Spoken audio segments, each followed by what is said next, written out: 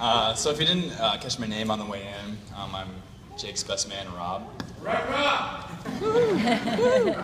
So the summer before freshman year of college, I hadn't met Jake yet, and we talked on the phone. It was a normal freshman dorm roommate conversation, things like who's going to bring the Simpsons phone, who had the miniature fridge, and heaven forbid that we had 2 copies of Pokemon, the first movie, in our dorm. I must have been a little nervous about living with somebody I never had the chance to meet.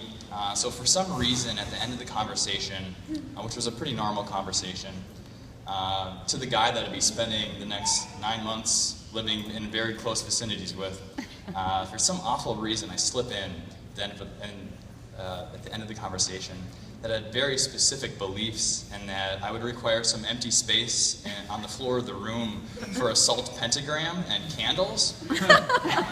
And Jake responded without missing a beat. He's like, "All right, man, yeah, that's cool." And he called my bluff out right then and there. I knew Jake would become one of my very best friends, even before we'd gotten to know each other very well. Jake will make me laugh more than any person that I've ever met. He's an incredible sense of humor. So if you haven't gotten to know Jake as well as I have, I'd like to tell you a little bit about him. Jake, he likes to live his life on the edge. They say when he was born that he didn't have an umbilical cord, he had a bungee cord. Jake works in television. Some people say that he has a beautiful face, like a flower, a cauliflower. Your face looks like a cauliflower.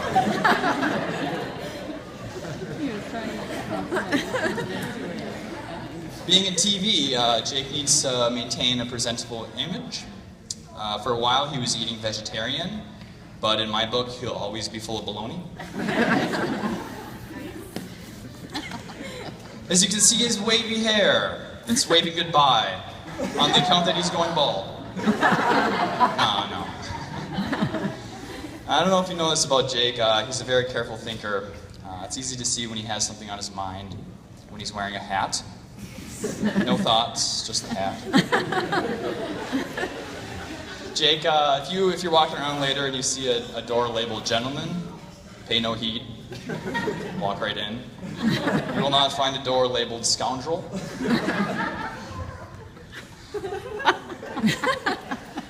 Jake and I, we swam together during college, but outside of swimming, Jake wasn't the biggest sports fan. I don't think I'm telling any tales outside of school here. I once met Jake to go to a ball game, and he came toting a double-barrel shotgun. You remember that? I said to Jake, "What the H is that for?" Jake said, "I heard the Lions were playing the Tigers." Remember that?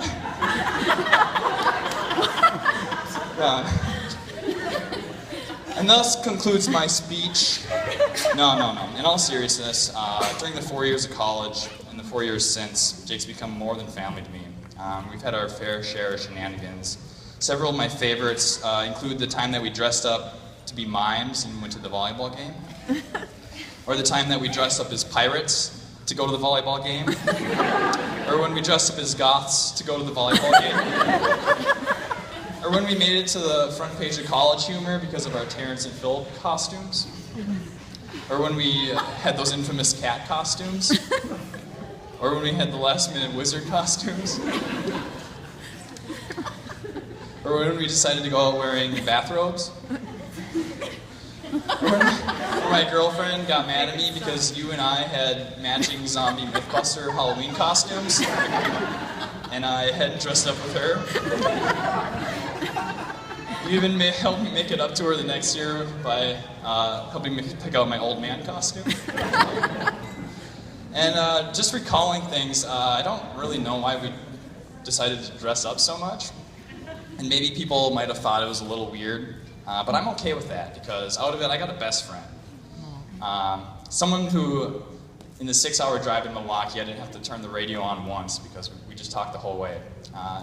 Jake's someone he's constantly taking me out of my comfort zone, but he's also constantly making sure that I have someone there in case something goes wrong. Jake met Eleanor the winter that James Cameron's Avatar came out. And I remember this because Andy, he's a groomsman here, he'll tell you a story about Jake and Eleanor when they started dating. We were sitting around, and Andy was giving us his normal spiel about how James Cameron's Avatar was a modern cinematic masterpiece. And Jake was busting Andy's chops because he didn't agree with him. And Andy retorts by mocking Jake that someday he would reminisce about Avatar with Jake's great-grandchildren and tell them, "I remember the weekend Avatar came out. I just started dating your grandmother. Eleanor Kittelstead." And we all laughed about this. And it was very memorable because not only is you don't get a lot of chances to embarrass Jake, but it was obvious that he really liked this girl, Eleanor. And I didn't know Eleanor very well at the time. I'd see her here and there. Jake graduated that spring. Things started to change. Real life started to happen. Jake moved away to his first job in Duluth, and Eleanor started her sophomore year of college. I guess I started to realize how seriously in love Jake was when I discovered he'd mysteriously come to town, and none of us would know. It's because he was secretly visiting Eleanor. Long distance may be one of the hardest tests for a young relationship, but seeing how Jake and Eleanor handled themselves, you couldn't help but to root for them. And if my best friend was going to be with this girl, I had to figure out why. And just what Jake saw in her about how absolutely awesome this girl was. So I don't know if I ever told you this, Eleanor, but in the past 2 years, you've become one of my best friends, and it's really easy to see what Jake sees in you. Eleanor is incredibly easy to get along with, and she's one of the smartest people I know. She's incredibly passionate about what she does, and she always keeps her knee above her ankle during Warrior 2. And she can do an incredible amount of burpees. She's obviously a girl you don't want to mess with, and above all else, you can see that she cares a lot about people close to her,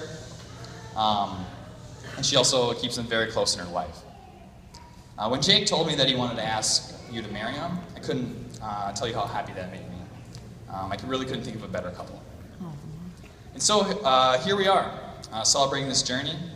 It's my honor to be here at this wedding, and I'd like to propose a toast to the new Mr. and Mrs. Kittelstead. I love you both, and considering all the great experiences we've had together, I can't wait to have a couple more. So, cheers. Good job.